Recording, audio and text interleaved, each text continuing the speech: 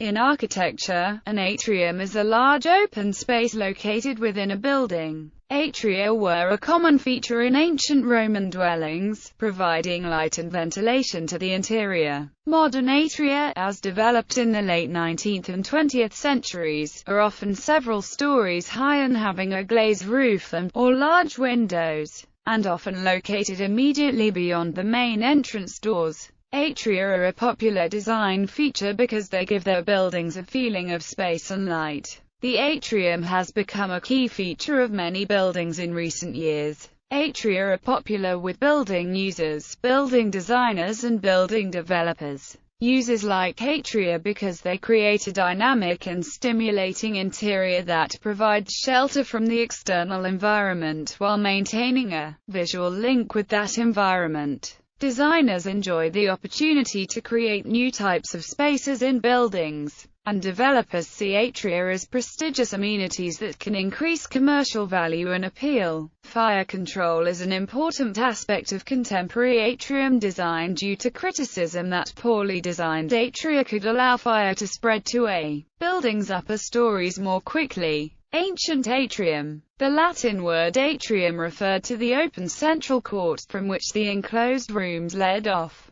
In the type of large ancient Roman house known as a domus, the impluvium was the shallow pool sunken into the floor to catch the rainwater. Some surviving examples are beautifully decorated. The opening in the ceiling above the pool called for some means of support for the roof, and it is here where one differentiates between 5 different styles of atrium. As the centerpiece of the house, the atrium was the most lavishly furnished room. Also, it contained the little chapel to the ancestral spirits, the household safe and sometimes a bust of the master of the house. The term was also used for a variety of spaces in public and religious buildings, mostly forms of arcaded courtyards, larger versions of the domestic spaces. Byzantine churches were often entered through such a space. 19th century. Glazed atrium. The 19th century brought the Industrial Revolution with great advances in iron and glass manufacturing techniques.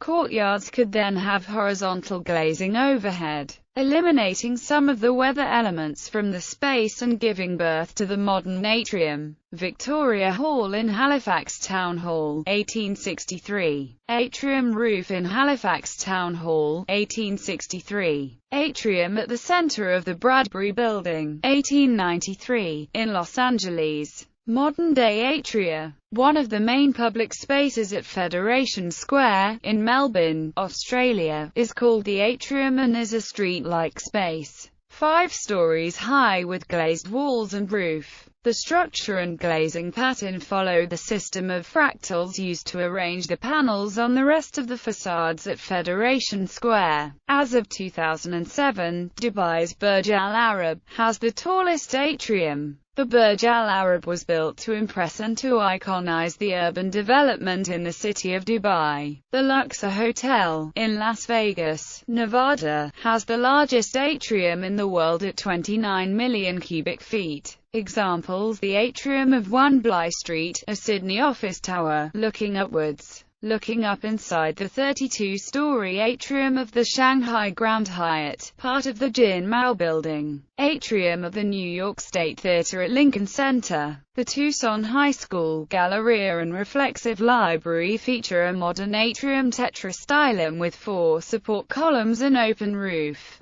The Grand Piazza Atrium inside the Superstar Virgo, 4-floor atrium of Guildhall College of Architecture and Urban Planning, at the University of Washington. Atrium of Complexe de Jardin, Montreal. Atrium of Kurayoshi Park Square in Kurayoshi, Japan. Multi-floor atrium with 3 see-through octagonal elevator shafts in Water Tower Place in Chicago. Interior of Wilson Hall at Fermi Lab in Illinois. Atrium of a Maya store in Melbourne, looking from the top floor to the ground floor.